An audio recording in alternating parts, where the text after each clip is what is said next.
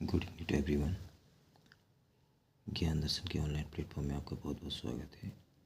तो आज डिस्कस करते हैं question number 25 section C class 10th CBSE board examination SST का solution, question paper solution section C, that is short answer type question. इससे पहले हम लोगों ने सॉल्व किए थे very short answer type question. आज डिस्कस कर रहे हैं short answer type questions. Question number 25, the development process of India has experience transformation due to the significant influence of information technology and electronic industry. Explain the statement with examples. तो इसका answer हो जाएगा, इसका solution, the statement reflect how India's development has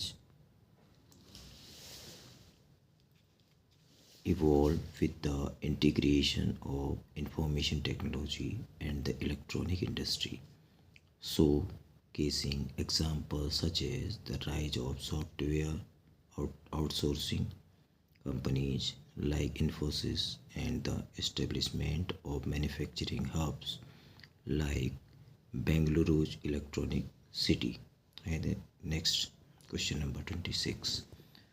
Question number 26 है analyze the process of German unification, यानी Germany का तो है उसका यूनिफिकेशन कैसे हुआ।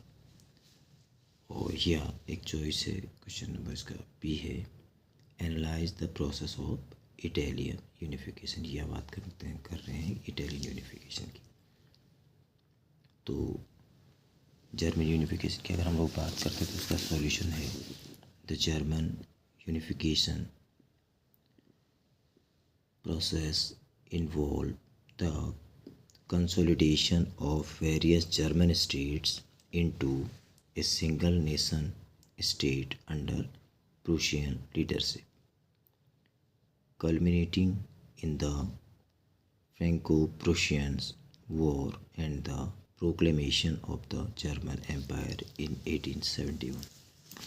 इसका जो सेकेंड पार्ट था हमारा analyse the process of Indian unification, इसका आंसर हो जाएगा the Italian unification process also known as the Risorgimento entailed the consolidation of various Italian states into a unified kingdom under the leadership of figures like Giuseppe Garibaldi and Count Camillo Cavour, achieved through military campaigns, diplomacy and popular uprising, culminating in the establishment of the Kingdom of Italy in 1861। आइए चलते हैं next question number 27। Question number 27 है describe any 3 functions of the political parties. ये civics का question है, civics का part. यानी क्या करना है, एनी 3 फंक्शंस यानी पॉलिटिकल पार्टीज के 3 फंक्शंस या फीचर्स बताने हैं। इसका सॉल्यूशन हो जाएगा, फर्स्ट इसका फंक्शन है कि पार्टीज कंटेस्ट इलेक्शन में जो है कंटेस्ट शामिल होती है। Second, they put forward policies and programmes. Third point, parties play a decisive role in making laws. और number 4, parties form and run a government. ठीक है, एक फॉर्म करती है या गवर्नमेंट को चलाती है, यानी पार्टीज मिलके सरकार बनाती है। फिर तो हो जाएगा defeated parties in the election play its a role of opposition to the parties in power. जो पार्टी जो है सरकार नहीं बना पाती है, गवर्नमेंट जो वो अपोजिशन में बैठती है, जो पार्टी पावर में होती है, जिसकी से गवर्नमेंट होती है, उसके अगेंस्ट में। नंबर 6 पॉइंट, पार्टी से पब्लिक ओपिनियन। जो पार्टी क्या करती है, पब्लिक ओपिनियन, इन लोगों के व्यूज़ वगैरह लेती है, तो उन लोगों की थॉट्स जानने की कोशिश करती है, उसके अकॉर्डिंग अपनी पॉलिसी में क्या करती है, इम्प्लीमेंटेशन करती है। Number 7, parties provide people access to government machinery and welfare scheme. बीच बीच में क्या करती है कि लोगों के लिए अच्छी अच्छी स्कीम्स, योजनाएं वगैरह लेके आती है, ताकि वो उनके वेलफेयर के लिए हो, उनके अच्छे के लिए, नहीं भलाई के लिए हो। आइए नेक्स्ट चलते हैं, question number 28। Explain the role of self help groups in the rural society. जो ग्रामीण समाज है, रूरल सोसाइटी में आजकल जो सेल्फ हेल्प ग्रुप काफ़ी एक प्रचलन में है आजकल, जिसमें बहुत सारी जो है जो वीमेंस होती हैं एक साथ जो कलेक्ट हो के एक साथ एक लोन गवर्नमेंट से फाइनेंस करवाती है, कोई भी अपना एक एम्प्लॉयमेंट यानी एक तरह का कोई रोज़गार वगैरह स्टार्ट करने के लिए।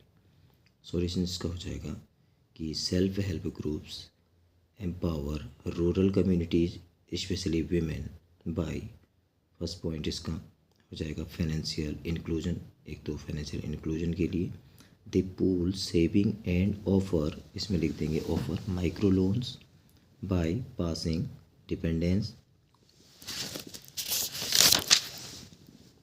ऑन मनी लेंडर्स, क्योंकि मनी लेंडर के ऊपर जिम्मेदारी ये जो साहूकारों के ऊपर डिपेंड उनको नहीं रहना पड़ता, जिसकी वजह से। सेकेंड, गवर्नमेंट क्या करती है, यानी थ्रू द बैंक जो है फाइनेंस कर देते हैं, बैंक जो है थोड़ा सा लोन वगैरह देने में हेल्प कर देते हैं।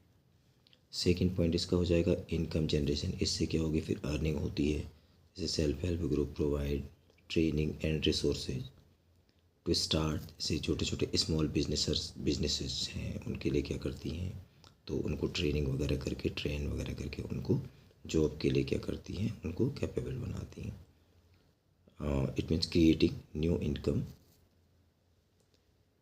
रेवेन्यूज, ठीक है, इनकम रेवेन्यूज को क्या करती है, डेवलप करती है, क्रिएट करती है नए अर्निंग के sources. Third point social support, regular meetings foster a network for sharing problems, finding solutions and building confidence। और जो रेगुलर मीटिंग्स होती हैं वो क्या करती हैं, फोस्टर ए नेटवर्क है, बहुत तेज़ी से एक नेटवर्क चलाती हैं, तो ठीक है, और शेयरिंग प्रॉब्लम्स, किसी की जैसे कोई प्रॉब्लम होती है उससे बीच बीच में अगर बिजनेस को चलाने में कोई प्रॉब्लम आती है कि ऑन द स्पॉट उनके लिए भी उनको हेल्प करते हैं। आज है क्वेश्चन नंबर 29 में, examine the role of public sector in the development of the country. और इसका आंसर हो जाएगा certainly the public sector plays a crucial role in the, crucial होता है important role, in the development of a country. Let's